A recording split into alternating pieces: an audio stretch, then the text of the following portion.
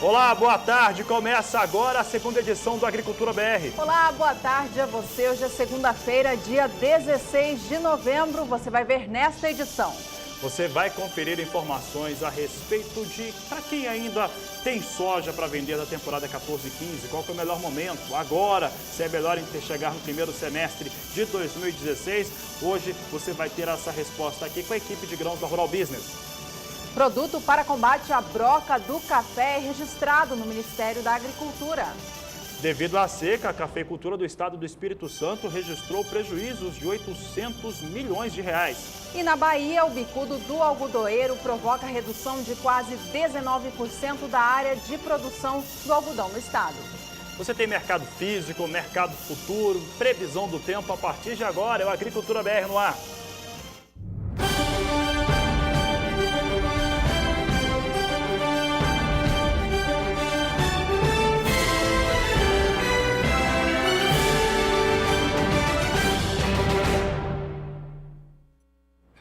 Mercado futuro da soja abre a semana novamente em queda na Bolsa de Chicago. Continua com esse movimento de baixa, mesmo que estava no fim da semana passada.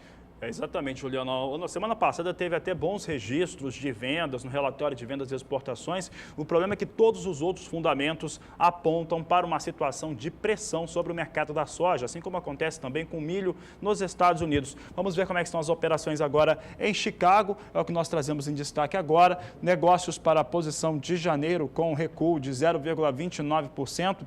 a 8 dólares 52 centes, mais 75 por bushel. Março com negócios a 8 dólares e 54 centes, cai 0,26%. E maio, 8 dólares 59 centes, mais 75. São as três posições aqui de mais curto prazo listadas. Elas estão nos menores valores de negociação desta segunda-feira. Então, soja começa a semana do jeito que terminou, com muita queda. Bom, e aqui no Brasil a gente começa a semana com o dólar operando acima de R$ 3,80. Na última sexta-feira, a moeda americana fechava o dia a R$ 3,83, na maior cotação desde o dia 30 de setembro. Hoje, mais cedo, o dólar comercial vinha também em alta. Vamos acompanhar os negócios de agora, então, com a moeda americana. Dólar comercial opera em alta de 1,77%. Na verdade, este foi o fechamento da última sexta-feira. Você vê ali a data 13 de novembro, fechamento da semana passada, R$ 3,83 mais 4. Na manhã de hoje, a gente acompanhava os negócios a R$ 3,83 também. Até o fim dessa edição, você acompanha os números atualizados.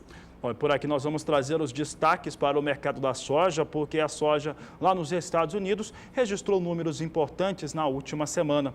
E esses números apontavam para uma venda na semana anterior até o domingo passado, sem ser esse o outro, de 1.300.000 toneladas. Esse número é bastante positivo se comparado à semana imediatamente anterior, ficou 90% acima as vendas. Mas nada disso anima um mercado no qual se tem muita pressão, porque o dólar vem valorizado no mundo todo.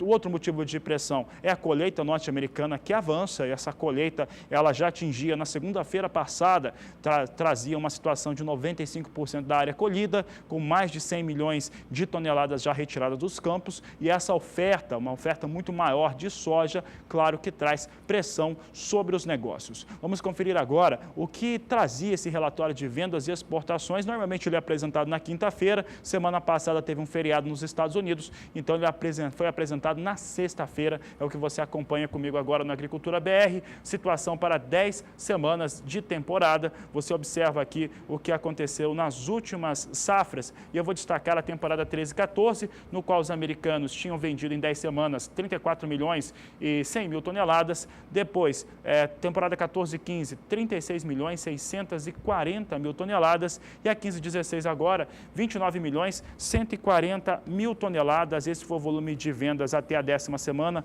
para a temporada 15-16, portanto, um recuo de 20%, de acordo com os números que foram apresentados na última sexta-feira pelo Departamento de Agricultura dos Estados Unidos. Eles confirmam que eles negociaram apenas essa quantidade, e deste total, 13 milhões 500 mil toneladas tinham sido embarcadas até o relatório que foi apresentado na segunda passada. Daqui a pouco nós temos a atualização do relatório de inspeção de embarques dos Estados Unidos.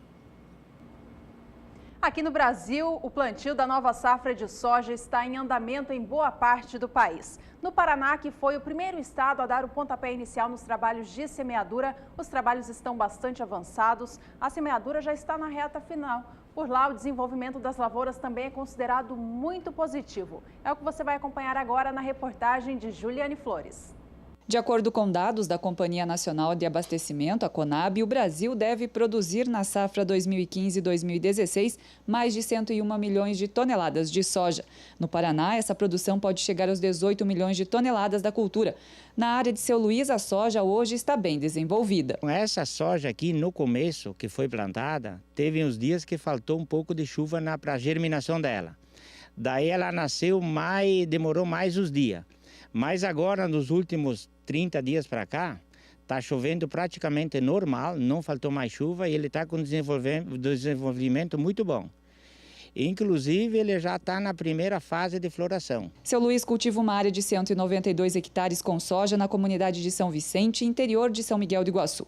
E com o início do plantio em 21 de setembro, com variedade de ciclo longo, as condições climáticas têm sido importantes para a cultura. E a gente vê os meteorologistas falando que diz que na nossa região praticamente não é para faltar chuva até final de janeiro.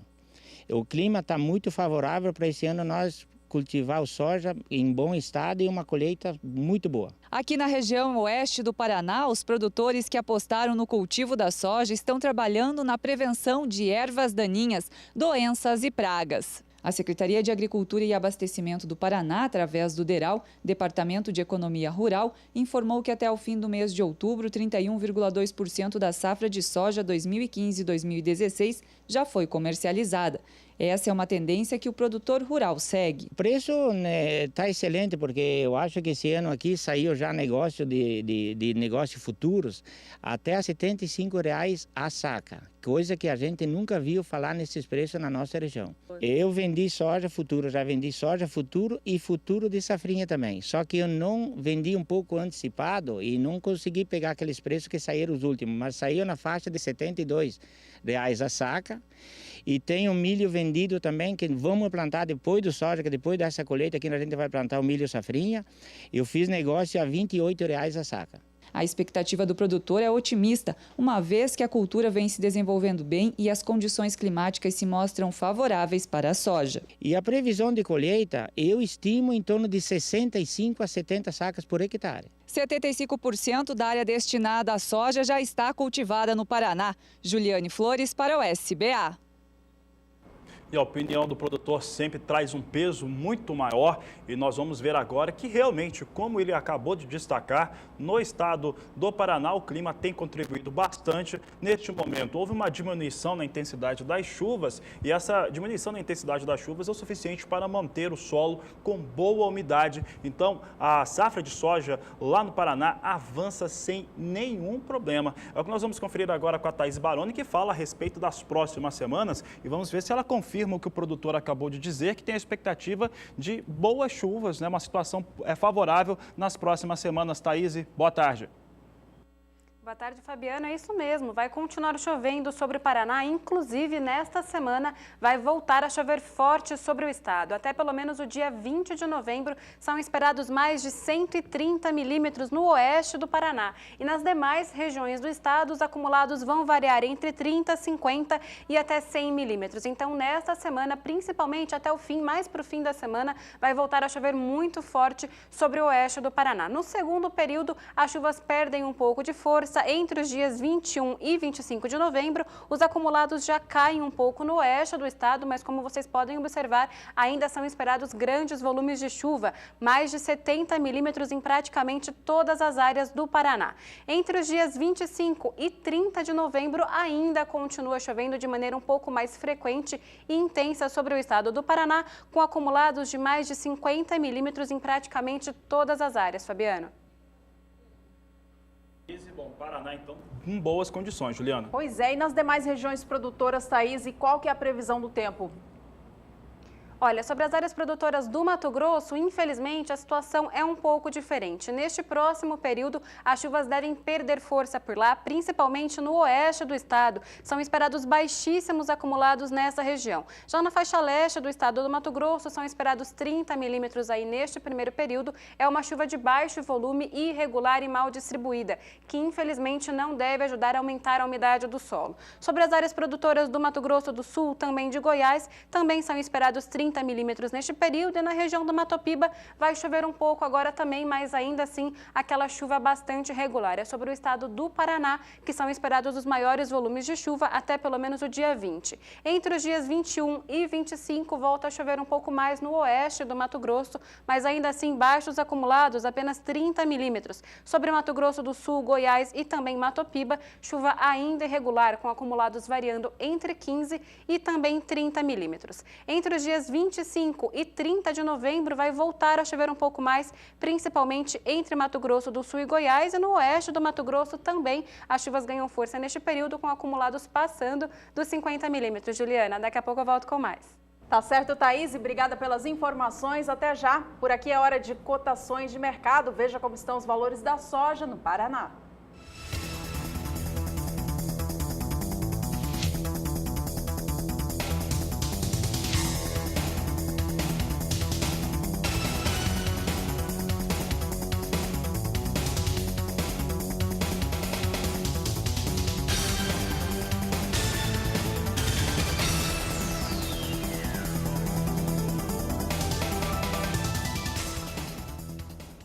Destaque agora para o setor da cafeicultura. Olha só, produtores brasileiros de café podem comemorar uma vitória importante para o setor. É que na última semana foi concluído o processo de registro no Ministério da Agricultura de um produto para combate à broca do café. O produto é o Voliantargo, um dos defensivos listados como prioridade pelo Conselho Nacional do Café para entrar no mercado. Dentro dos próximos 30 dias, o comunicado será publicado oficialmente no Diário Oficial da União. O Conselho entende que a entrada de novos produtos para o controle da praga nas lavouras de café vai, além de contribuir para os tratos culturais, aumentar a concorrência entre as empresas de inseticidas e evitar o encarecimento do custo de produção para o produtor.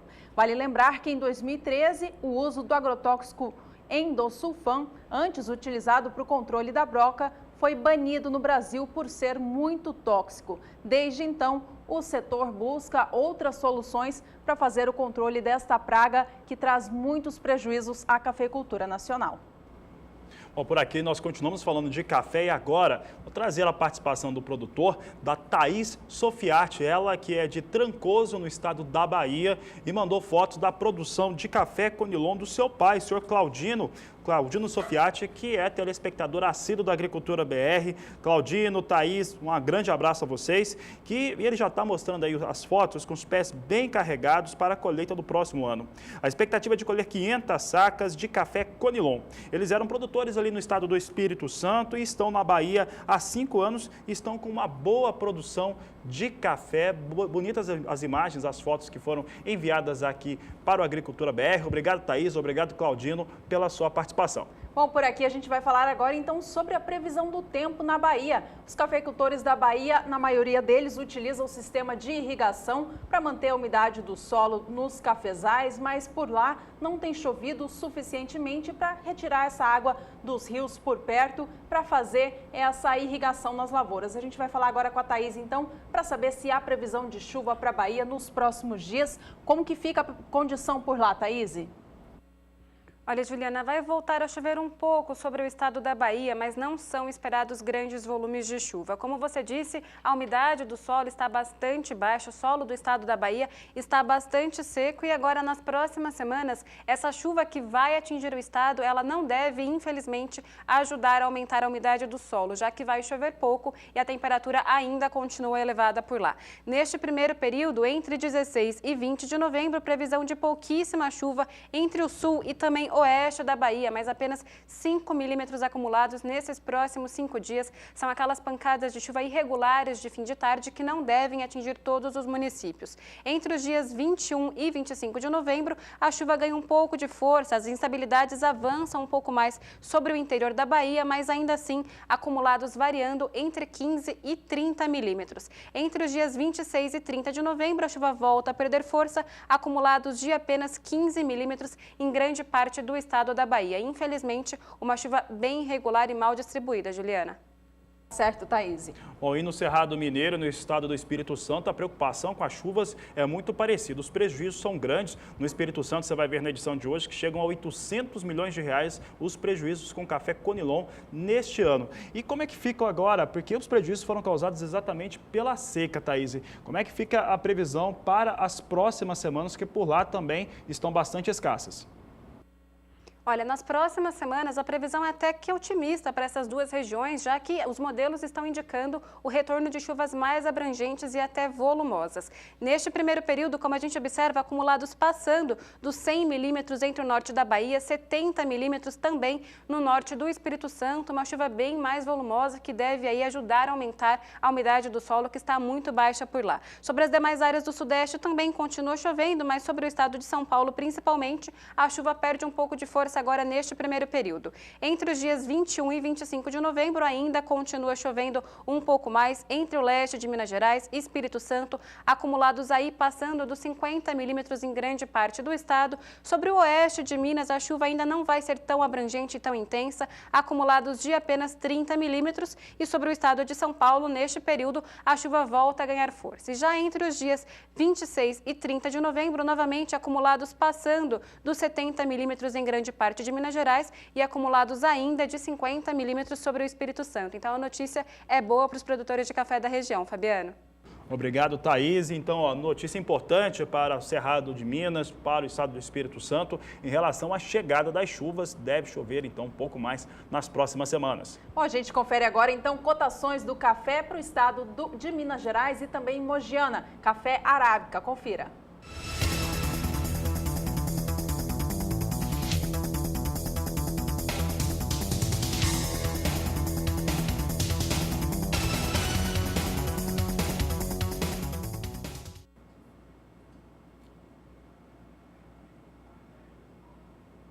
Destaque do Agricultura BR agora é para o mercado futuro do café, começando pela Bolsa Paulista. E olha só, a última semana ela foi marcada com oscilações negativas muito fortes para o café arábica negociado em Nova York. Essas evidências de queda, elas se refletiram no mercado físico brasileiro e também sobre o mercado futuro, que é operado aqui no Brasil para o café arábica, que tem poucos contratos, mas acabou também recuando na última semana. Vamos conferir agora como é que essas posições são negociadas hoje. É o que nós trazemos aqui, posição de dezembro com apenas 260 contratos. Os contratos são muito poucos na Bolsa Paulista para o café. São 260 contratos a 138 dólares e 55 centes a saca, alta de 0,29%. Março, 80 contratos negociados, 144 dólares e 20 centes por saca de 60 quilos, uma alta de 1,05% para essa posição. Apenas duas posições negociadas, com poucos contratos, não chega a dar uma referência para o que acontece com o mercado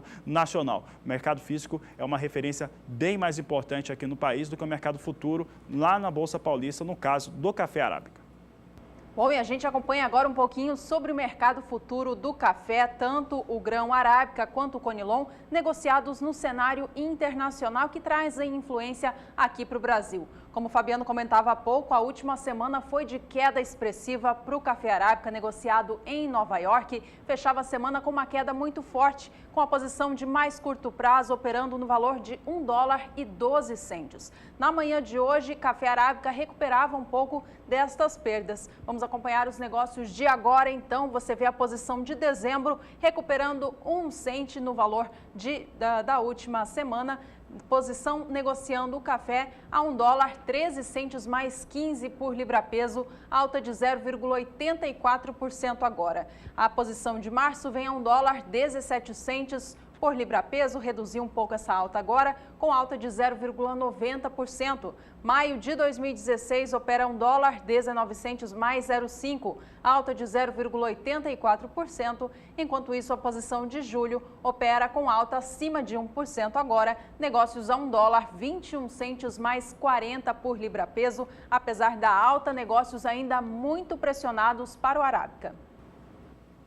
Os negócios vêm muito em baixa para o café arábica, mesmo com alta, vem abaixo de $1,20 e aí a referência, $1,20 já é ruim para o libra-peso, você imagina abaixo disso. Agora, o assunto é café Conilon e a quebra no principal estado produtor brasileiro, estado do Espírito Santo. Há pouco a Thaís destacava que a previsão do tempo pode ajudar um pouco mais o produtor desse estado, mas de qualquer maneira, os números fechados para 2015 já mostram uma quebra muito forte na agropecuária geral do estado. Todo o estado enfrenta a pior seca dos últimos 50 anos. Isso trouxe um prejuízo de R$1,2 bilhão na agropecuária do estado do Espírito Santo. Desses R$1,2 bilhão, R$824 milhões foram apenas na produção do café Conilon ou café robusta no estado do Espírito Santo, que é o maior produtor. A perda em sacas foi de 2.800.000 sacas.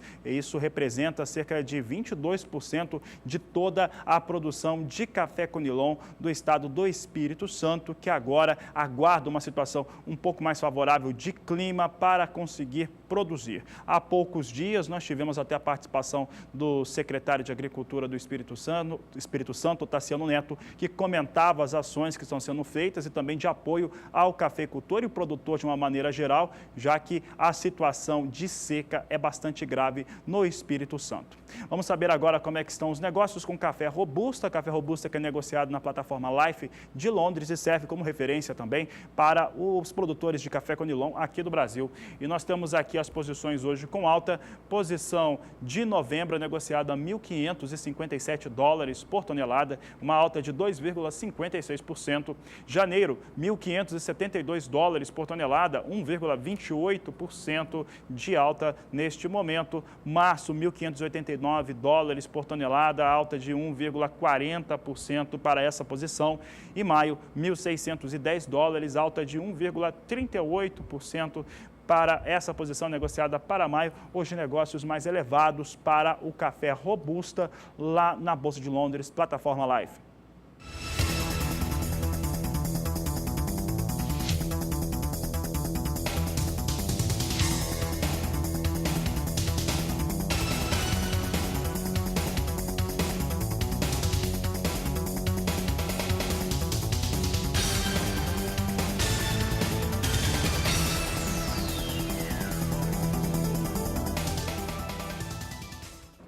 Veja no próximo bloco como foi o fechamento da última semana para os indicadores do agronegócio brasileiro.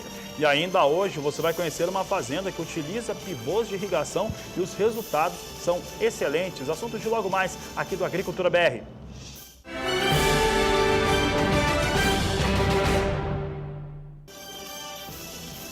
Agricultura BR de volta, seja bem-vindo se você chegou agora. E olha, se você chegou agora, já vai acompanhar a informação muito importante de um evento que acontece amanhã. Amanhã tem o leilão da Fazenda Retiro ou Caixetas, uma propriedade localizada no interior de Minas Gerais, em Patos de Minas. E essa região onde a propriedade fica localizada é cafeeira, então é para a produção de café. Para saber um pouquinho mais sobre essa oportunidade, então, a gente vai agora até Uberaba, em Minas Gerais, falar com o nosso amigo Carlos Dog, ele que está por dentro de todas as informações. Não é isso, Dog? Boa tarde para você. Boa tarde, Juliana. Boa tarde, Fabiano. Exatamente. Olha, tem aí essa oportunidade, ela acontece amanhã, a partir das 14 horas no leilão, no Fórum Olímpio Borges, que fica na cidade de Patos de Minas. É uma propriedade de 15 hectares, tá? É uma propriedade pequena, não resta dúvida, mas está toda formada por pés de café, inclusive já com histórico de produção, né? Não tem nenhuma benfeitoria essa propriedade, mas ela está toda cercada, ela é mecanizável, né? Portanto, a utilização de máquinas, equipamentos tranquilo, o solo é muito bom. Como a Juliana falou, fica numa região cafeeira, fica próximo de Patrocínio. Patrocínio é uma cidade, é uma região, um município que produz muito café arábica e faz parte ali dessa região, né, que é do Café do Cerrado. É uma propriedade que fica a 35 quilômetros da cidade de Patos de Minas. Patos de Minas é uma cidade já bem desenvolvida, tem 147 mil habitantes, boas universidades, boa estrutura de educação, de saúde, um bom comércio. A infraestrutura também para fornecedores de equipamentos para o agronegócio é muito grande. É uma cidade muito conhecida pela genética suína, lá é referência no Brasil, né? É uma cidade que também traz outras produções, por exemplo, o leite, a pecuária de corte, a soja também é forte na região. E essa propriedade, ela está já na segunda praça, esse leilão, né? Então, ou seja, quando entra na segunda praça, ela teve um deságio de 40%. Então, o preço inicial, o preço de lance inicial é R$ 315 mil. Então, há de convir comigo que R$ 315 mil é um preço muito bom, é uma grande oportunidade, e o que eu falo é preço de sítio. Ela fica numa região que é uma das regiões mais importantes no Brasil de produção, não só de milho, como também de produção de café. Portanto, esse leilão acontece amanhã, às 14 horas, lá no Fórum da cidade de Patos de Minas. Quem tiver interesse, lembrando muito bem, só pode dar lance presencialmente, tá certo? Não será transmitido pelo canal, né? Mas as pessoas interessadas podem se dirigir ao Fórum de Patos de Minas e lá dar o seu lance. Pelo que a gente viu de movimentação durante este mês que nós estamos divulgando essa propriedade, há um interesse muito forte e acredita-se que vai ter um acirramento aí nessa disputa.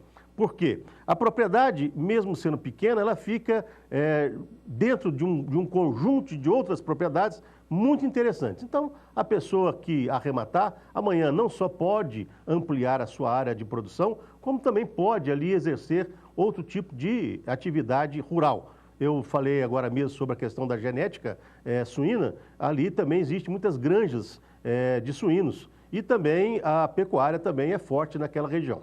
Bom, então fica o convite, as pessoas que tiverem interesse, elas podem entrar no www.lute.com.br, é o site da empresa leiloeira e lá tem todas as informações, inclusive o edital completo falando sobre essa propriedade. É uma propriedade que está livre, está desimpedida, está toda regular, né? Tem toda a documentação, então não tem nenhum tipo de problema. E nós fizemos uma boa reportagem lá também, mostrando a cidade, a infraestrutura, essa propriedade. Lá nesse site também vocês podem ter acesso a essa reportagem. Portanto, fica aí o convite, é a última oportunidade. O preço, como eu falei, R$ 315 mil é o preço inicial de uma propriedade de 15 hectares numa região rica e produtiva como o Triângulo Mineiro e Alto Paranaíba. Bom, amanhã, 14 horas, então, leilão da Fazenda Retiro ou Caixetas. Juliana e Fabiano, eram essas informações. Agradeço o espaço e volto com vocês. Obrigada, Carlos Dog, pelas informações. Então tá aí, recado dado, oportunidade de propriedade rural amanhã, 17 de novembro. E por aqui nós vamos trazer os destaques em todos os indicadores da agropecuária brasileira. E nós iniciamos com os indicadores do boi gordo. Indicador do boi gordo, como ele fechou a última semana, esse indicador que é feito considerando 14 estados brasileiros, os 14 estados de mais expressiva produção, que na semana, a última semana, fechou a sexta-feira com uma média de valores de R$ 145,25 pela arroba. É o que você vai acompanhar comigo agora na análise gráfica. Veja só aqui a análise gráfica de 14 de outubro até 13 de novembro, valores que saíram de R$ 143,68 e chegaram até a última sexta-feira a R$ 145,25. Observe que em 30 dias há um avanço nos valores para a arroba do boi gordo de 1,09%. E comparado com o mesmo dia 13 de novembro do ano passado, o aumento ou a valorização para a arroba do gado gordo foi de 7,5%. Atenção agora, sojicultor, para o indicador Soja Brasil feito pela agência Rural Business. Na última sexta-feira, o preço médio da saca de 60 quilos da soja fechou no país a R$ 74,25. Esse valor vem representando queda já no acumulado dos últimos 30 dias, mas ainda assim continua sendo o maior valor para a data. Vamos acompanhar agora no gráfico. Para quem gosta de acompanhar aqui os números na tela, veja só, no dia 13 de outubro, o preço médio da saca de soja no Brasil era de R$ 75,55. Esse valor médio leva em conta o preço mínimo e máximo praticado diariamente em 10 estados produtores do país. O patamar de R$ 75 se manteve até o fim do mês, quando no dia 2 de novembro chegou a subir ainda mais, atingindo R$ 75,90. De lá em diante veio recuando, no dia 8 já ia para os R$ 75,28, caindo ainda mais nos últimos dias. Última sexta-feira, portanto, o preço médio da saca ficou em R$ 74,25, registrando uma queda de 1,72% em 30 dias. Como eu disse há pouco, este valor, ainda assim, continua sendo o maior para a data 13 de novembro da história. Esse valor, inclusive, fica 19% acima do que se tinha um ano atrás. Relembrando, no dia 13 de novembro de 2014, o preço médio da saca de soja do Brasil era de R$ 62,38. Destaque agora para o indicador Milho Brasil, que é feito em 8 estados brasileiros, os 8 estados de mais expressiva produção, e que fechou a última semana com um valor médio de R$ 28,62 por saca de 60 quilos. Vamos ver como é que ele se comportou nos últimos 30 dias. Aqui o acumulado de 30 dias mostra uma abertura de negócios em R$ 28,31. Ele chegou a oscilar até um pouco abaixo, alguns dias, um pouco abaixo de R$ 28, recuperou esse patamar e fechou a última sexta-feira a R$ 28,62. Com isso, a alta registrada no período foi de 1,10%, mas chama bastante atenção que em um ano, em 12 meses, a alta para esse indicador foi de 21,2%. Indicador Café Sul de Minas agora é o que você acompanha aqui com a gente no Agricultura BR. Bom, o preço do café arábica vem em queda por aqui, a gente vem acompanhando isso. Na última semana, o indicador da agência Rural Business mostrava que o preço médio da saca de 60 quilos do arábica pago ao produtor dessa região sul de Minas Gerais, referência nacional, ficou em R$ 475. No acumulado dos últimos 30 dias, a queda é bastante expressiva, passa de 5%. Vamos aos números então, você relembra comigo que no dia 13 de outubro, o preço médio da saca era acima de R$ 500, valia R$ 502,50. Esse valor veio abaixo da casa dos R$ 500 e não retornou mais nos últimos 30 dias. No dia 18 de outubro, já caía para R$ 495. No dia 23, a média ficava em R$ 482,50, recuperando um pouco no fim do mês de outubro. Dia 28, o patamar era de R$ 485. Esse valor se manteve até a primeira semana do mês, quando voltou a recuar no dia 8, atingindo R$ 482,50. Na última semana, o preço se manteve estável em relação à quinta-feira. O preço da sexta-feira se manteve estável, fechando a semana, portanto, a R$ 475 a saca, acumulando uma queda de mais de 5,5% no último mês. A gente confere agora mais cotações do café arábica, então, desta vez para o estado do Paraná.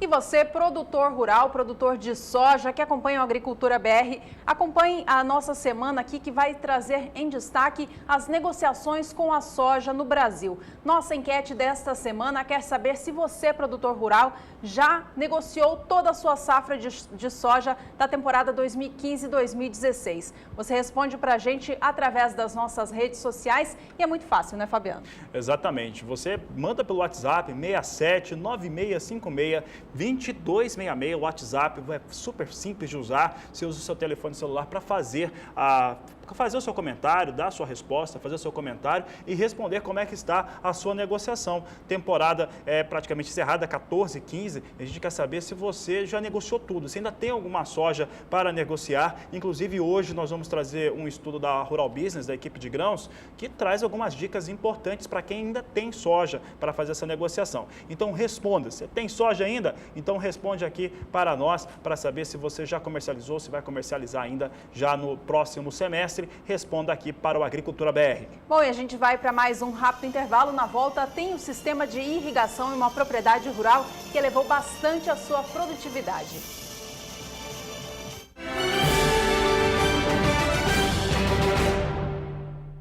Agricultura BR de volta, seja bem-vindo se você chegou agora e o assunto desse momento é irrigação. É isso mesmo, a gente vai mostrar um pouquinho sobre as vantagens de utilizar tecnologia no campo. Você vai acompanhar agora uma reportagem feita por Caio Serrinoli, ele que foi até uma propriedade no interior de Mato Grosso do Sul conhecer a utilização dos sistemas de irrigação com pivô nesta propriedade. Os ganhos são bastante expressivos, acompanhem.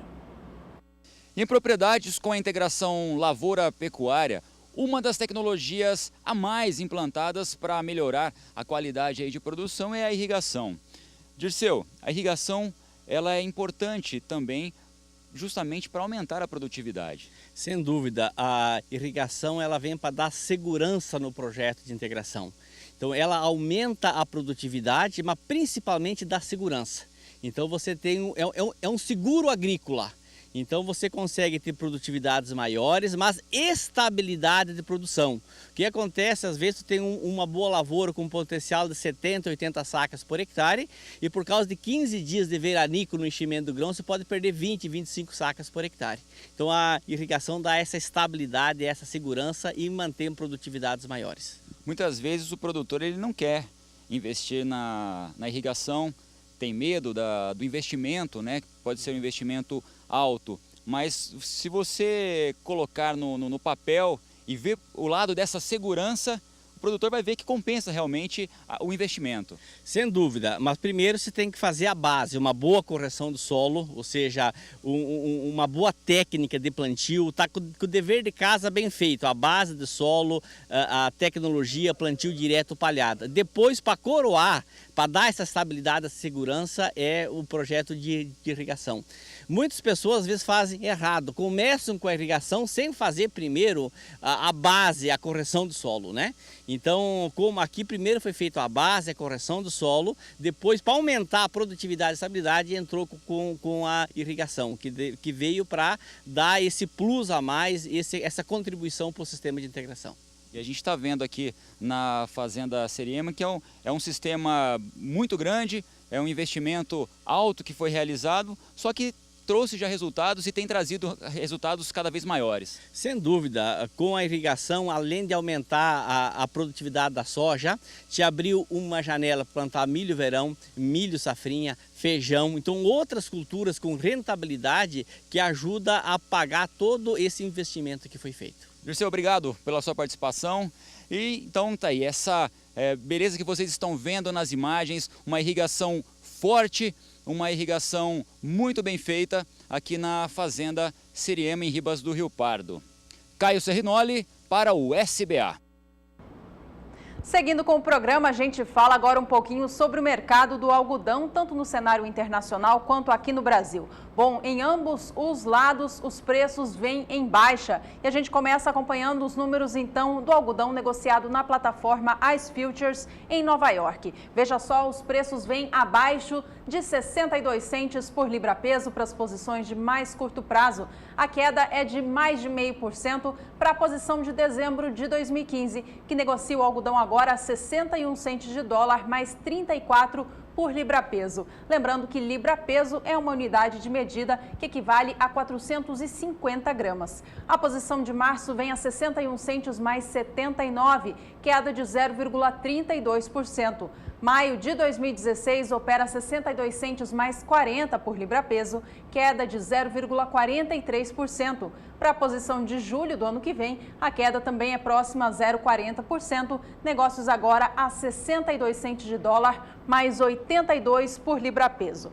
Bom, como eu falava há pouco, não é só no cenário internacional que os preços vêm em queda, mas aqui no Brasil também. Aliás, eles vêm em queda desde outubro, desde o início do mês de outubro, quando a disponibilidade do algodão de boa qualidade foi caindo aqui no Brasil. A gente vai acompanhar agora os números do CPEA para ver como foi o fechamento da última semana para o algodão negociado no cenário internacional. Você vê ali no dia 13 de novembro, sexta-feira, o preço ficando em R$ 2,30, mais 29 por libra-peso, uma queda que significou 0,20% de redução em relação ao valor do dia 12 de novembro, que foi quando o preço caiu para o patamar de R$ 2,30. No acumulado deste mês de novembro, ainda estamos na metade do mês, a queda já soma 1,18%. No mês de outubro, o preço também vinha em queda e acumulou uma queda superior também a 1%. Bom, a gente confere agora mais cotações do algodão por aqui, desta vez para o maior estado produtor, a Bahia.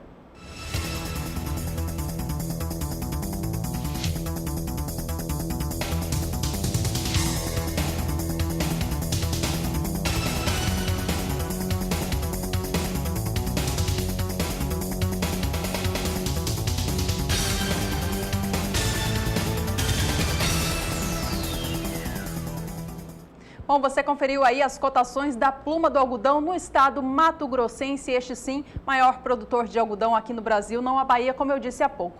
Bom, e a Bahia, que é o segundo maior produtor da fibra aqui no país, deve começar a semeadura da nova temporada no fim deste mês de novembro. Por lá, os produtores estão bastante preocupados com o bicudo do algodoeiro.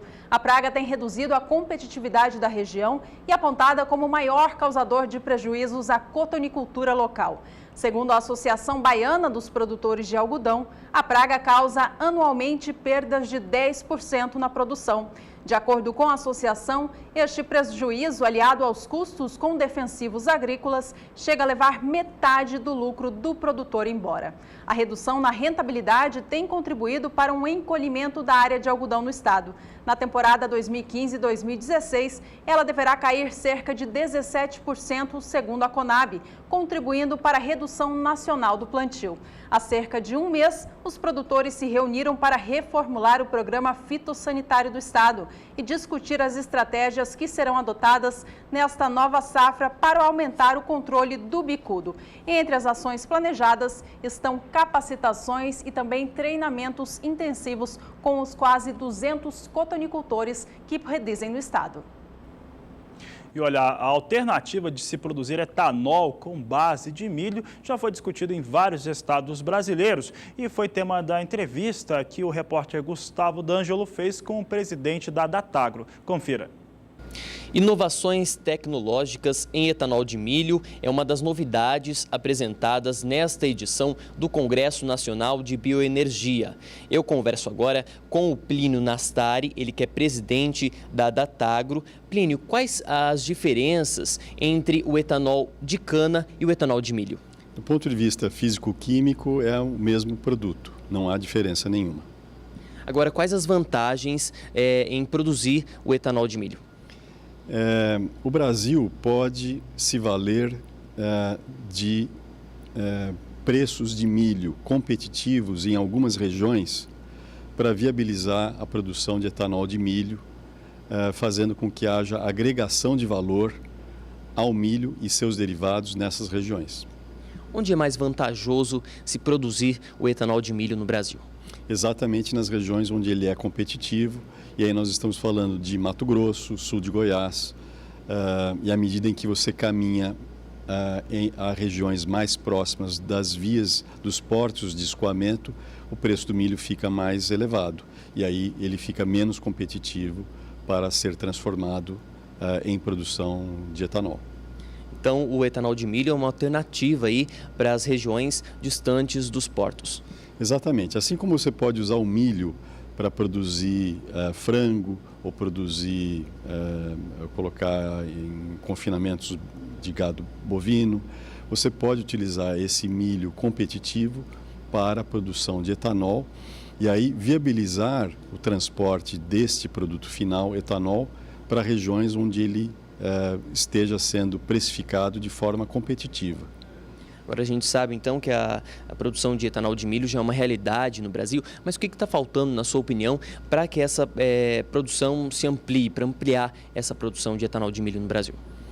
À medida em que a produção de milho cresça, da faixa dos 90 milhões de toneladas para 200 milhões de toneladas, como se prevê aconteça dentro de 10 anos, haverá uma oferta crescente de milho, uma demanda por logística para transporte desse excedente cada vez maior e oportunidades para a utilização desses excedentes.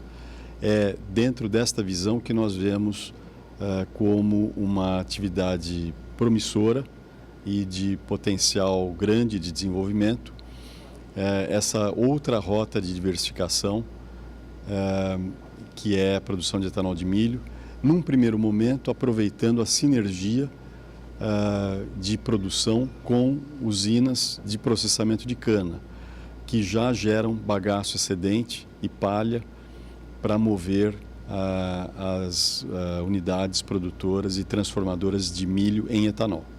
A expectativa então para os próximos anos aí é de um aumento? Como que está a expectativa? Sim, nesta safra 15-16 nós estamos prevendo a produção de 55 milhões de litros de etanol de milho no Brasil. Mas esse potencial rapidamente pode chegar a 400, 500 milhões de litros, portanto multiplicando por 10 esse volume, e eu acredito que esse é um horizonte possível de antevermos nos próximos 5 anos. Tá certo, obrigado, Plínio, pelas suas informações. Gustavo D'Angelo para o SBA. Por aqui no Agricultura BR a gente segue falando sobre milho. Desta vez vamos aos negócios futuros com grão, então. Milho negociado na plataforma de São Paulo, na BMF Bovespa, vem em posições de alta nesta segunda-feira. A gente acompanha os negócios de agora, então. Veja comigo, milho negociado na BMF Bovespa, agora operando em estabilidade. Para de novembro de 2015, apenas 70 contratos negociados a R$ 33,93 a saca. Já a posição de janeiro do ano que vem também tem contratos, estes vêm em maior número. São 470 agora, negociando a saca de 60 quilos para entrega no primeiro mês do ano que vem a R$ 35,84 a saca. Bom, a gente confere agora cotações do mercado interno, mercado físico para o estado do Paraná.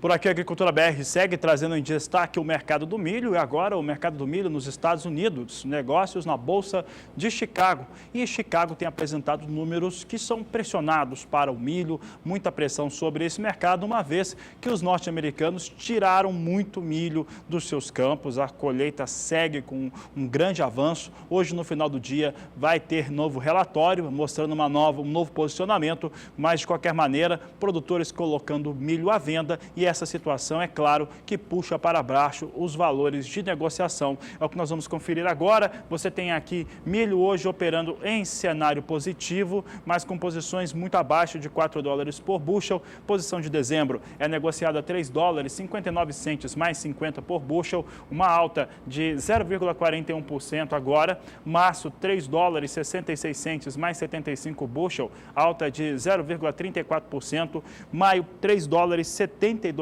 mais 75 por bushel, alta de 0,26%, e julho, $3,78 por bushel, uma alta de 0,26%. Assim vem a situação para os negócios com milho nos Estados Unidos, mostrando que os Estados Unidos continuam com valores muito baixos em relação às negociações para o milho. Milho que teve na última sexta-feira o anúncio do movimento de vendas e exportação da semana anterior, que totalizou totalizou 618 mil toneladas, 618.200 toneladas para a semana anterior, na temporada 15-16, mais 22 mil toneladas para a temporada 16-17. Mas olha só, esse número, principalmente o acumulado, ficou 8% abaixo da máxima esperada pelo mercado, mas nada que trouxesse um ânimo maior para o milho. O milho nos Estados Unidos segue pressionado por vários fatores, entre eles o dólar alto. Esse dólar alto, claro que tira competitividade. O outro é o petróleo. O petróleo segue em recuo nos negócios em Nova York, o barril de petróleo, e o barril de petróleo caindo o preço pressiona os valores do etanol nos Estados Unidos, que é produzido com base de milho, e sendo produzido dessa maneira acaba tirando preço, tirando força do milho negociado por lá. E com isso a situação para 10 semanas de temporadas. Eu vou chamar agora a sua atenção para as últimas 3. Temporada 13 e 14, em 10 semanas, os americanos tinham vendido 23.160.000 toneladas. Temporada 14 e 15, 19.730.000. E temporada atual, 13.760.000 toneladas, uma queda de 30%. Apenas na temporada 12 e 13, se teve uma venda menor para 10 semanas de safra do que a atual, eram 11.700.000 toneladas. Mas é importante ressaltar que naquela temporada havia seca muito forte nos Estados Unidos.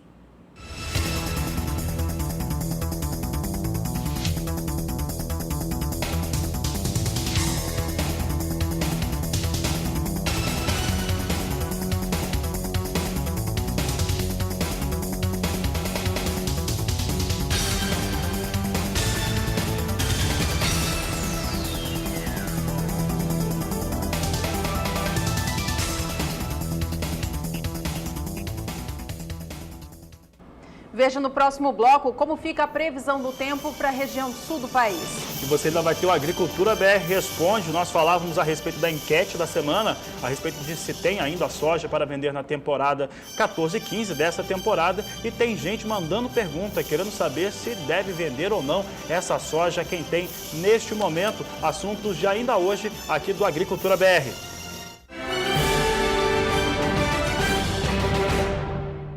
Agricultura BR de volta ao vivo nesta segunda-feira para todo o Brasil. As informações agora são para o mercado futuro do trigo, que vem bastante pressionado nos Estados Unidos. Vamos ver como é que são as posições negociadas agora. Destaque do Agricultura BR. Nós temos posições para Chicago. O pessoal está se arrumando ali para posicionar. Agora sim, parece que já temos o sinal. Temos aqui o sinal e o sinal mostra aquela situação que é comum para o trigo norte-americano. Posição de queda, Juliana. Posição de dezembro recua 0,85% a $4,91 mais 50 por bushel. Março perde 0,90%, $4,93. Maio recua 0,89%, $4,96 mais 75 por bushel. E julho, $4,98 mais 75 por bushel. A queda agora é de 0,74%. Assim vem a situação de negócios com trigo lá nos Estados Unidos. Estados Unidos que apresentaram números em relação às suas vendas e exportações na última semana. O pessoal pode voltar aqui para o estúdio, obrigado. Apresentaram esses números, Juliano, e apresentaram 236.700 toneladas na venda na semana anterior. Uma situação que mostrou bastante pressão sobre os negócios, uma vez que ficou 58% abaixo daquele volume que foi negociado uma semana antes, e isso mostra que a procura pelo trigo norte-americano está mais baixa.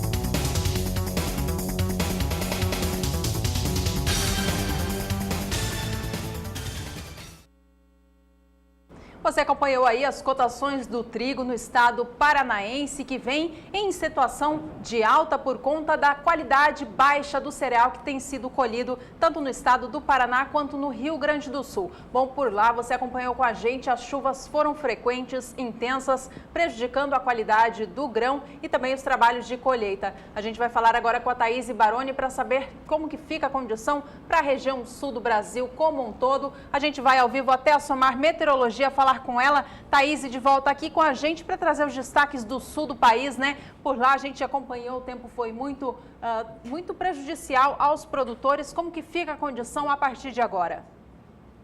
Olha, Juliana, vai voltar a chover forte sobre a região sul do país nessa semana, principalmente sobre o estado do Paraná. Como a gente observa pelas imagens de satélite, já vemos nuvens bastante carregadas sobre os 3 estados da região. A previsão para a tarde de hoje é de pancadas de chuva desde o norte do Rio Grande do Sul até o estado do Paraná. Somente no sul do Rio Grande do Sul é que o tempo fica um pouco mais firme. Amanhã, essas pancadas de chuva chegam também ao sul do Rio Grande do Sul. Previsão de pancadas de chuva em toda a região. Essa chuva de amanhã, ela ainda não é tão intensa, principalmente sobre o Rio Grande do Sul. E na quarta-feira continua chovendo novamente sobre os 3 estados da região. Somente na região das Missões do Rio Grande do Sul é que o tempo fica um pouco mais firme. Esses acumulados de chuva que vão cair sobre a região sul do país, eles podem passar dos 130 milímetros no oeste do Paraná. No Rio Grande do Sul, a chuva mais intensa deve ocorrer no sul do estado e também no noroeste gaúcho, onde teremos mais de 130 milímetros acumulados até pelo menos o dia 20 de novembro. Entre os dias 21 e 25, as chuvas perdem um pouco de força sobre o Rio Grande do Sul, acumulados variando entre 15 e também 30 milímetros, e é no Paraná que as chuvas mais fortes vão se concentrar também neste período. Entre os dias 26 e 30 de novembro, continua chovendo um pouco mais ainda sobre o estado do Paraná, e no Rio Grande do Sul e Santa Catarina, acumulados variando entre 15 e também 30 milímetros, Juliana. Tá certo, Thaís. Obrigada pelas informações. Já já ela volta com mais destaques pelo Brasil. Oi, por aqui você confere cotações de mercado. Veja como está a cotação para o trigo.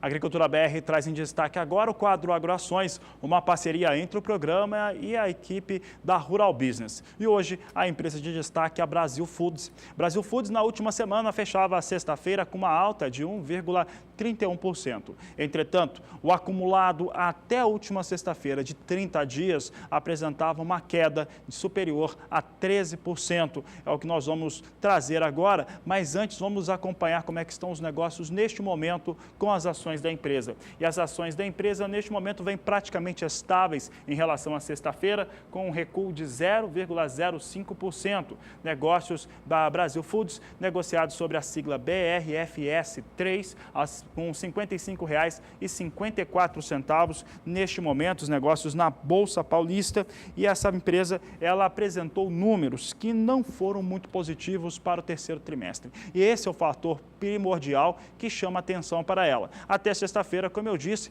queda era de 13,2%, agora aumentou um pouquinho, porque vem com uma leve queda a posição dela negociada, o contrato dela negociado no dia de hoje, mas vinha com uma queda de 13,2%, porque o último relatório trimestral, referente ao terceiro trimestre, mostrou uma situação de aumento dos prejuízos comparado ao mesmo período do ano passado. Com isso, a empresa agora tem que mostrar uma capacidade maior de produção e também de exportação de produtos para reverter este quadro. E o mercado sentiu e acabou mostrando esse encolhimento nos valores das ações da Brasil Foods nos últimos 30 dias.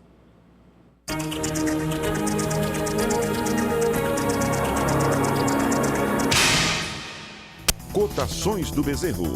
Oferecimento Eprinet por 1. Sua opção na terminação. O único carência zero.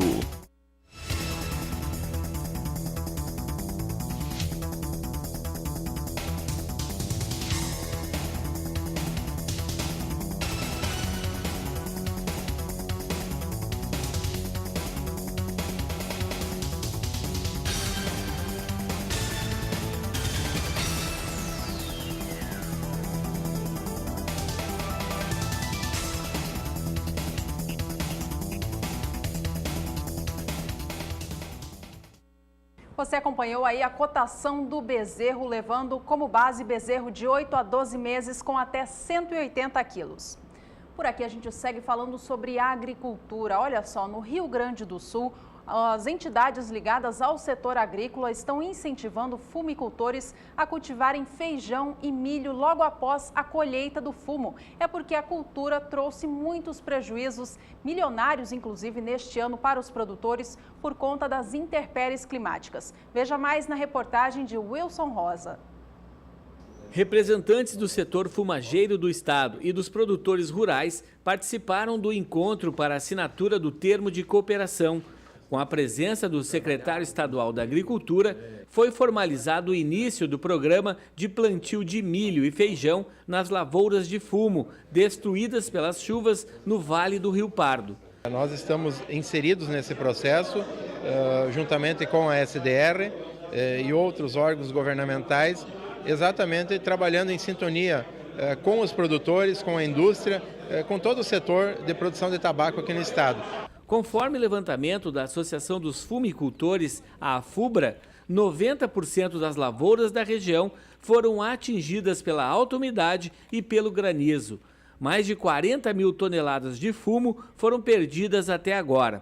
Segundo os representantes da cadeia produtiva, plantar milho e feijão após a colheita do tabaco ajuda a proteger o solo e é uma boa alternativa de renda para os agricultores. Então ele tem como fazer uma outra cultura após a colheita do tabaco, que vai ser uma colheita menor, né? Então ele pode fazer outra colheita com uma boa rentabilidade, né? Nós, na verdade, todos os produtores, nós estamos fazendo uma diversificação já há mais anos e essa aqui é um incentivo a mais. Wilson Rosa para o SBA. E você que está nos acompanhando ao vivo de todo o Brasil, mande seu recado para a gente, a sua pergunta, o seu comentário através do WhatsApp. E a gente agradece aqui e manda um abraço para quem tem enviado mensagem ao longo desta edição. Abraço para o Sérgio de Orizânia, em Minas Gerais. Obrigada, Sérgio, pelo seu contato. Do Paraná tem o Márcio Moreira, de Ubiratã, e também o Dário, de Pranchita, no estado paranaense. Obrigada por nos acompanhar por aí. E do estado vizinho Paraguai tem o Ivaldo, que sempre participa do programa aqui com a gente. Um abraço para você, Ivaldo, e todos por aí. E pro telespectador de Ubiratã, do Paraná, ele fez uma pergunta parecida com a da enquete. Daqui a pouco nós vamos trazer uma resposta e um estudo bastante completo feito pela Rural Business, que mostra a comparação do último trimestre de alguns anos com o primeiro trimestre, para falar qual que é o melhor momento de venda para quem ainda tem soja. Esses são assuntos de logo mais aqui do Agricultura BR.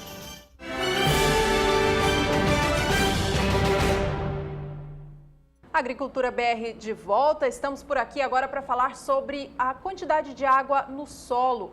Esse fator é muito importante para o bom desenvolvimento das lavouras. Quando o solo está muito seco, isso desfavorece o plantio e também não permite o bom desenvolvimento das plantas. Já o solo muito encharcado também atrapalha os trabalhos no campo e favorece o aparecimento de doenças. E o Brasil é um país continental, então com isso os estados, as regiões têm condições de solo, de umidade de solo diferentes e muitas vezes elas não são as melhores para a situação de lavoura. Quem vai falar agora como é que está, trazendo um panorama geral sobre como está a umidade de solo no Brasil, é a Thaís Baroni, que fala também sobre a expectativa, se pode haver mudanças nas próximas semanas. Thaís, é um país muito grande que tem aí diferenças de solo, assim como de clima, muito fortes. Como é que fica essa questão de umidade em todo o país?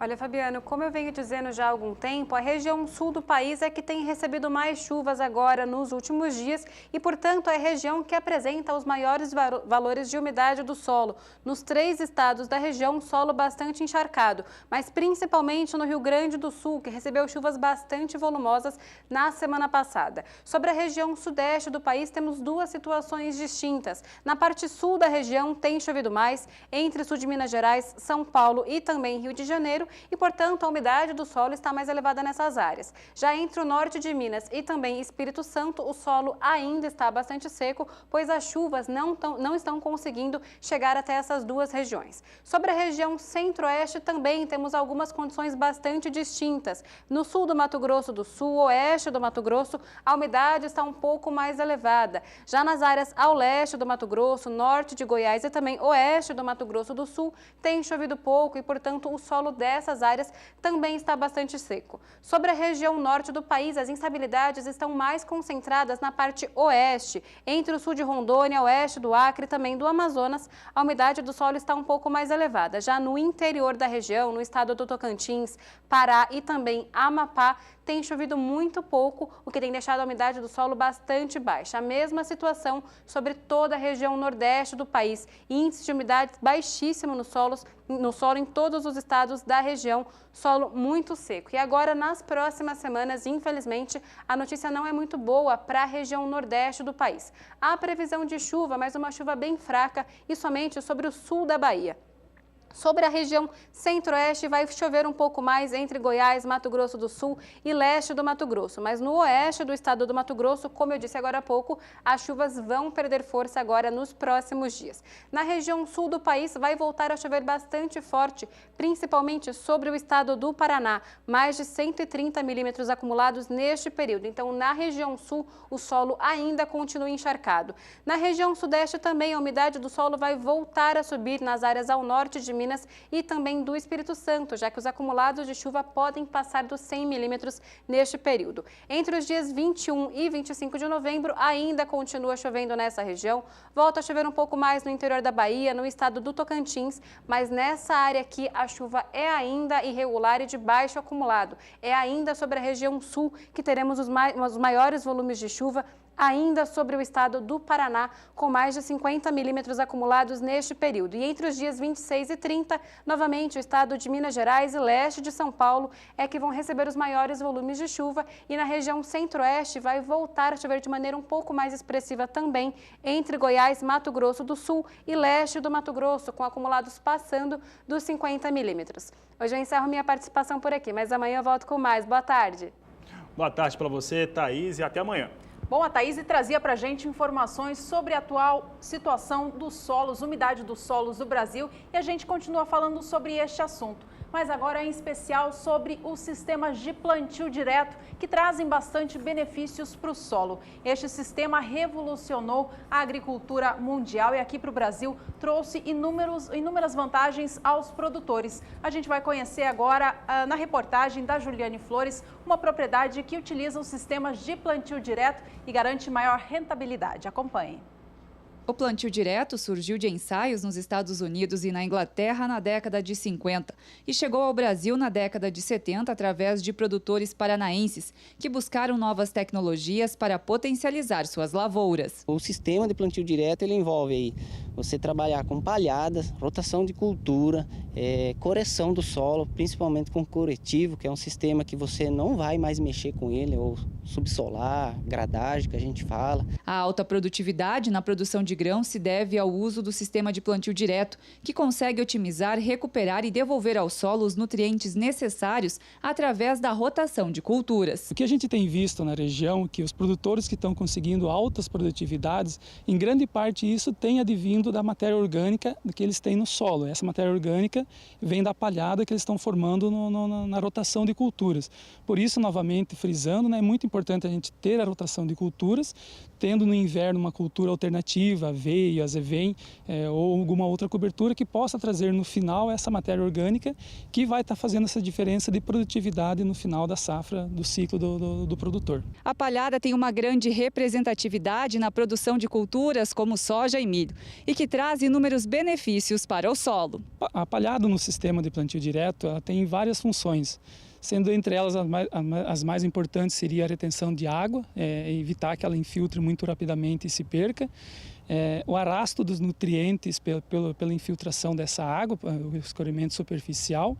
Ela também vai fazer uma reciclagem dos nutrientes, sendo um condicionante para o solo E também ela vai ter um controle da temperatura do solo também, mantendo o solo numa temperatura mais adequada, principalmente em épocas de veranicos, onde o sol é mais forte, né? Em regiões onde o clima conta com temperaturas mais elevadas, a palhada tem fundamental participação para o desenvolvimento das plantas e as temperaturas nessas áreas são mais amenas, dando diferença de 51 para 35 graus. E o que a gente tem visto na prática é que a palhada no solo ela reduz muito essa temperatura, podendo chegar até 10 graus Celsius, o que para a planta pode trazer muitos benefícios, principalmente em relação ao estresse devido ao calor. Para mostrar a importância de realizar o sistema de plantio direto, utilizando uma cobertura de solo que deixe palhada, uma cooperativa da região oeste conta com uma área experimental e chega a excelentes resultados. A área experimental a gente consegue avaliar assim num curto tempo se a tecnologia pode ser validada, vamos dizer assim,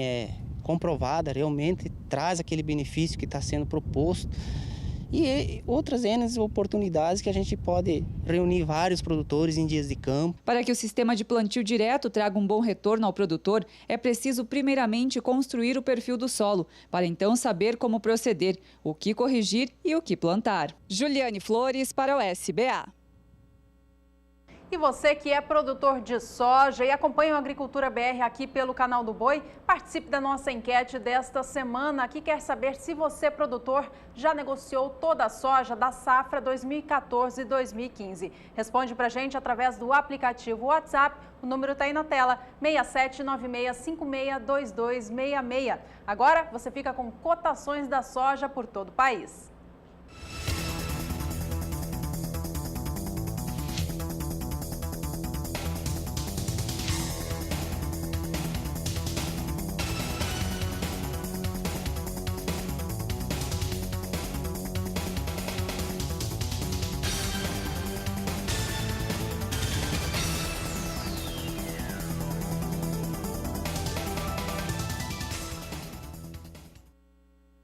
E o município de Sorriso encerrou o plantio da soja, lá no interior do estado do Mato Grosso. A preocupação agora é a janela ideal para a semeadura do milho de segunda safra. Quem traz as informações é o repórter Valdir Pacheco. Na capital brasileira do agronegócio, Sorriso, o plantio da safra de soja 2015-2016 está praticamente encerrado. Quem plantou até o final de setembro enfrentou um veranico, como é chamado por técnicos e produtores aqui na região. Foram 20 dias sem chuva, com intenso sol e baixa umidade relativa do ar. Está prejudicando o desenvolvimento da cultura. Alguns produtores com replante, não é muita coisa, mas tem replante em algumas propriedades, e esse replante com certeza vai atingir custo, né?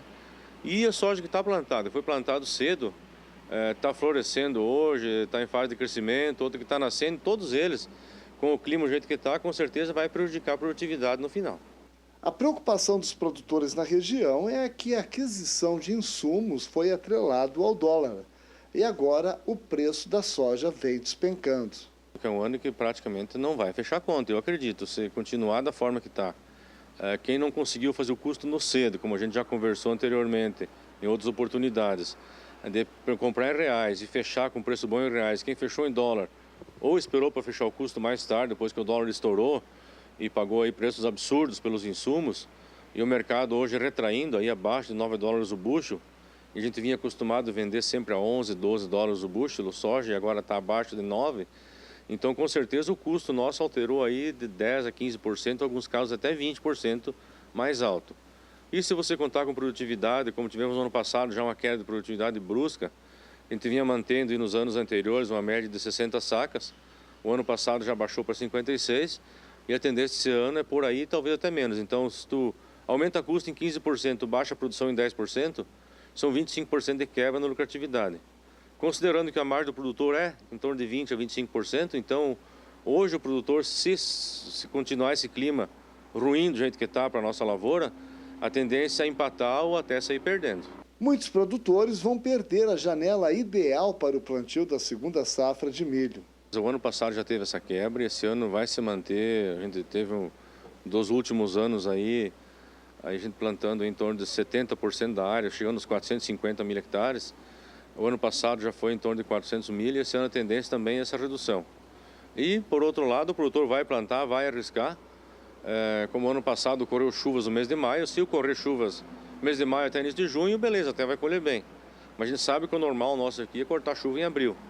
Então, se você plantar tarde e a chuva realmente cortar em mês de abril, infelizmente vamos ter um problema também na safrinha de milho. Então, assim, uma coisa leva a outra. O atraso da soja prejudica, além do soja, a safrinha de milho também. Muitos cotonicultores plantaram soja de variedade super precoce no final de setembro, para plantar a cultura do algodão no ciclo normal. Valdir Pacheco para o SBA. Oi, o programa segue agora atendendo a perguntas de vocês, telespectadores de todo o Brasil. É o quadro Agricultura BR Responde.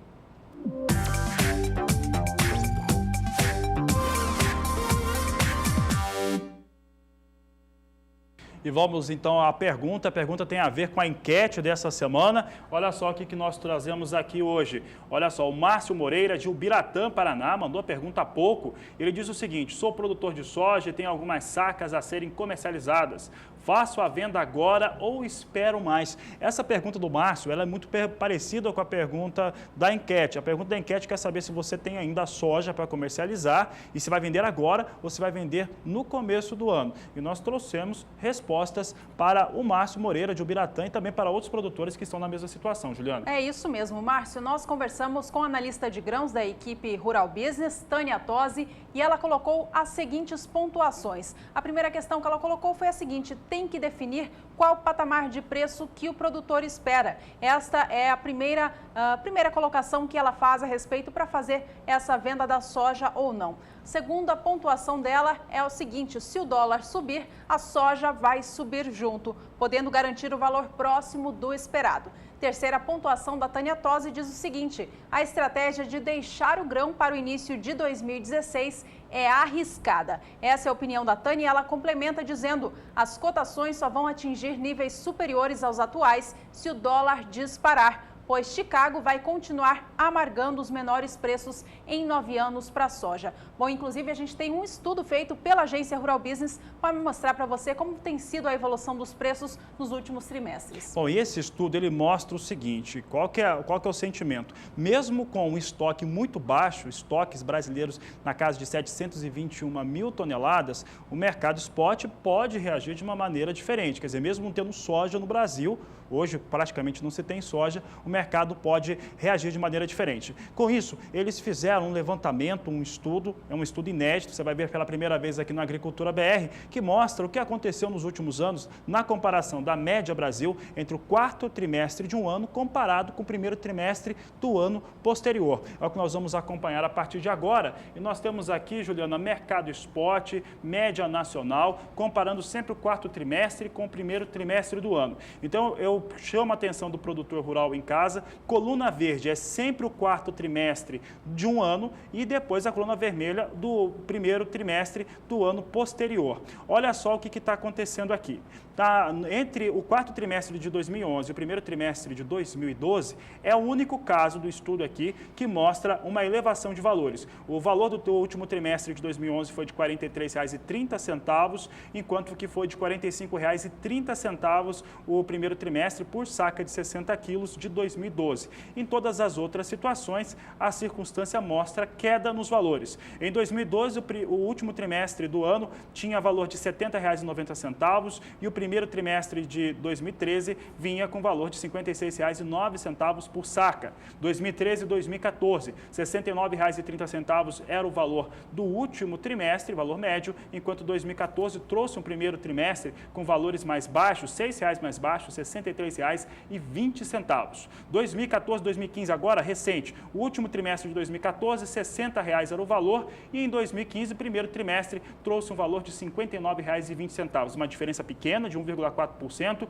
mas uma diferença negativa. Então, esse histórico aqui mostra uma situação de que nos últimos anos, nos últimos 5 anos, nos comparativos, de acordo com o índice de preços agropecuários, apenas em uma ocasião que se teve uma situação do valor do primeiro trimestre trimestre de um ano posterior ser maior do que o último trimestre do ano anterior. Nós temos mais uma análise gráfica rapidinha aqui, Juliana, e aqui mostra média de novembro com o mês de janeiro. Aqui nós temos também só 2011 e 2012 com essa situação. É isso mesmo, é a única situação que apresenta alta de 1%, levando como base o mês de novembro de 2011 para o mês de janeiro de 2012. Novembro de 2011, o preço médio da saca no mercado spot do Brasil era de R$ 43,20. Já em janeiro do próximo ano, ficou em R$ 43,07, alta de 1%. Nos demais anos, você acompanha que há também queda no valor pago pela saca de soja aqui no país. Entre os anos de 2012 para 2013, esse valor caiu 13%. Em novembro de 2012, o preço médio era de R$ 70,60. 2 meses depois, caiu para R$ 61,30. Ano de 2013 para 2014, a queda também aconteceu de maneira expressiva, mais de 10% de variação negativa. Novembro de 2013, preço médio da saca era de R$ 70,20. 2 meses depois, caiu para R$ 63,00. Já do ano passado para o início deste ano, houve uma queda de mais de 5%, saindo de R$ 61,20 em novembro do ano passado para R$ 57,90 em janeiro deste ano, mostrando, portanto, essa queda em relação a poucos meses de diferença. Bom, esse estudo mostra uma pontuação importante para o produtor do Paraná que mandou pergunta, mas também para todos os produtores. Quem observou tem uma mensagem muito importante aqui, comparação de último trimestre de um ano com o primeiro trimestre do ano posterior e também de novembro com janeiro. Então, o produtor traça a sua estratégia da melhor maneira possível. E você que tem a sua pergunta também, mande para a gente. Este é o quadro Agricultura BR Responde.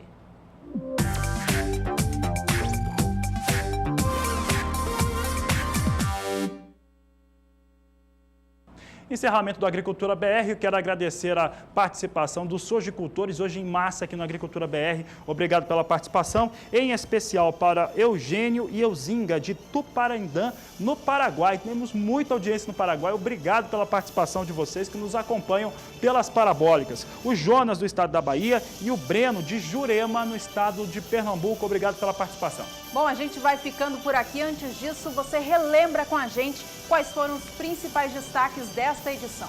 O principal, um dos principais destaques foi esse estudo comparativo mostrando o que acontece com a soja entre o último trimestre de um ano com o primeiro trimestre do ano posterior. Bom, você viu uma vitória para o setor cafeeiro. Um novo produto para controle da broca do café foi registrado no Ministério da Agricultura. Outro destaque foram as perdas de 800 milhões de reais no estado do Espírito Santo no ano por conta da quebra na safra do café Conilon. E ainda nessa edição você acompanhou que a área de cultivo do algodão na Bahia, segundo o maior produtor da fibra aqui no Brasil, deve ficar cerca de 17% inferior nesta safra por conta da preocupação com o bicudo do algodoeiro. Se você perdeu alguma destas informações, é só revisar a nossa edição, assistir por ela na íntegra, através do blog do Agricultura BR. Obrigada pela companhia por mais este dia. Tenha uma ótima tarde. Este é o Agricultura BR. A inteligência e a transparência do agronegócio sempre com você. A todos uma ótima tarde e até mais.